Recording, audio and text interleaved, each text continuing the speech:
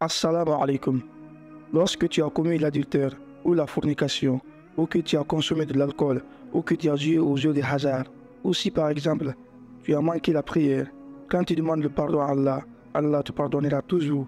Il te pardonnera toujours en ce qui concerne les péchés entre toi et lui.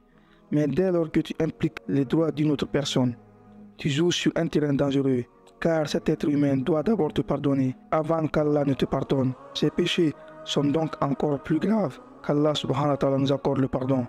Et si une personne s'engage dans le shirk, qui est l'association d'un partenaire à Allah, aussi mauvais que cela soit, s'il se tourne vers Allah avant la mort et qu'il récite la shahada ou qu'il se repente, elle serait pardonnée par Allah.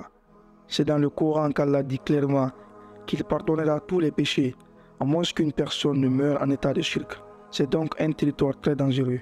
Mais qu'est-ce qui constitue un autre territoire dangereux? Lorsque tu as fait du tort à une autre personne, il se peut qu'elle ne te pardonne jamais. Tout le monde ne pardonne pas. Et parfois, nous rendons la vie si difficile aux autres que nous les poussons à avoir des pensées suicidaires.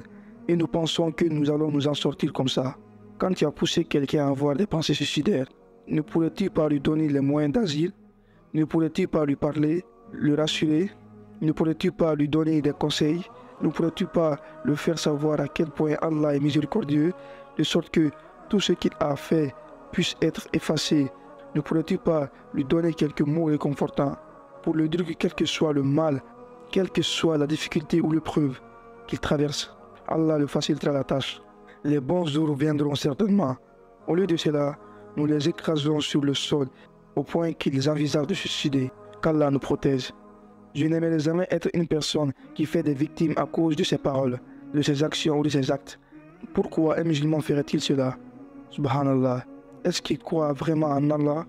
Mais Allah c'est toujours mieux. Qu'Allah nous préserve. Barakallahu fikum. Wassalamu alaikum wa rahmatullah.